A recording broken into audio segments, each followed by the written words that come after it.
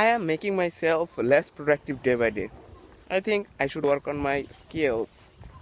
But literally, nowadays I am spending my time on Facebook video, scrolling Facebook, and yeah, I did those before also.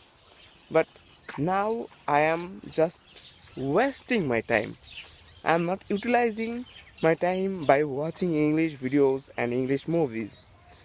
Yeah, there's a reason.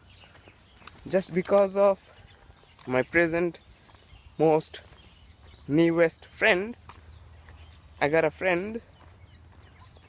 Yeah, obviously she is opposite gender, female friend. It's tough to control our brain because I am now at the age of 22, and this is literally very hard to control our emotions and feelings.